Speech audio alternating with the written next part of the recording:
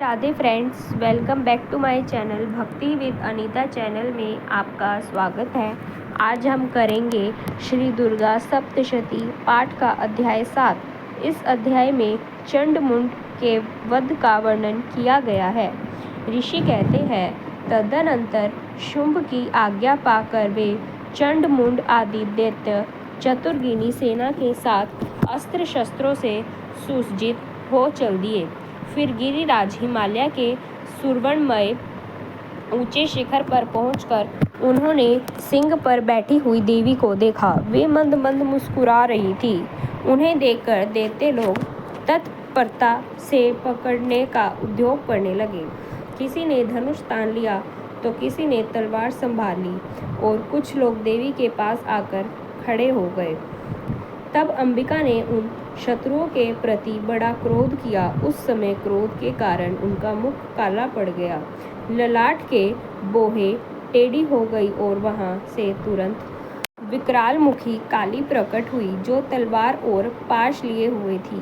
वे विचित्र खंडवा धारण किए और चीते के चर्म की साड़ी पहने नर मुंडों की माला से विभूषित थी।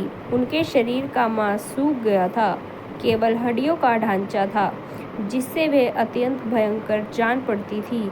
उनका मुख बहुत विशाल था। जीभ ललपाने के कारण वे और भी डरावनी प्रतीत होती थी। उनकी आंखें भीतर को घुसी हुई और कुछ लाल थी। वे अपनी भयंकर गर्जना से संपूर्ण दिशाओं को गुंजा रही थी। बड़े बड़े दैत्यों का वध करती हुई वे कालिका देवी बड़े वेग से दैत्यों की उस सेना पर टूट पड़ी और उन सबको भस्म करने लगी। वे पाशपरशकों, अंकुशधारी महावतों, योद्धाओं और घंटा सहित कितने ही हाथियों को एक ही हाथ से पकड़कर मुंह में डाल लेती थी। घोड़े, रथ और सारथी के साथ रथी सैनिकों को मुंह में डालकर वे उन्हें बड़े भयानक रूप से चबा लेती थी। किसी के बाल पकड़ लेती, किसी का गाल दबा देती, किसी के पैरों से कुचल डालती और किसी को छाती के धक्के से गिराकर मार डालती थी। वे असुरों के छोड़े हुए बड़े बड़े अस्त्र शस्त्र मुंह में पकड़ लेती और रोष में भरकर उनको दांतों से पीस डालती थी। काली ने बलवान एवं दुरात्मा दैत्यों की वह सारी सेना रौंद डाली, खा डाली और कितनों को मार भगाया। कोई तलवार के घाट उतारे गए, कोई खंटाम से पीटे गए और कितने ही असुर दांतों के अग्रभाग से कुचले जाकर मृत्यु को प्राप्त हो गए। इस प्रकार देवी ने असुरों की उस सारी सेना को क्षण भर में मार गिराया। यह देख चंड ने अत्यंत भयानक काली देवी की ओर दौड़ा तथा महादैत्य मुंड ने भी अत्यंत भयंकर बाणों की वर्षा से तथा हजारों बार चलाए हुए चक्र से उन भयानक नेत्रों वाली देवी को आच्छादित कर दिया। वे अनेकों चक्र के मुख में समाते हुए ऐसे जान पड़े मानो सूर्य के बहु तेरे मंडल बादलों के उदर में प्रवेश कर रहे हों।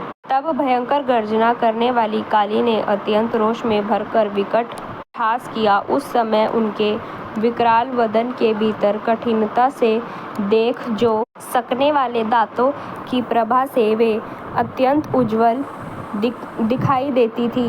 देवी ने बहुत बड़ी तलवार हाथ में ले हूं का आचरण करके चंड पर धावा किया और उसके केश पकड़कर उसी तलवार से उसका मस्तक काट डाला।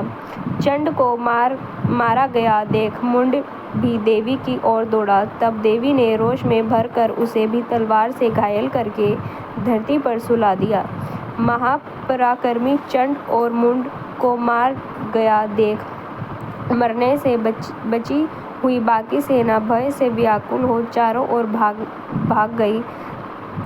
तदनंतर काली ने चंड और मुंड का मस्तक हाथ में ले चंडिका के पास जाकर प्रचंड अट्टहास करते हुए कहा, देवी, मैंने चंड और मुंड नामक इन दोनों महापशुओं को तुम्हें भेंट किया है। अब युद्ध गए में तुम शुंभ और निशुंभ का स्वयं ही वध करना।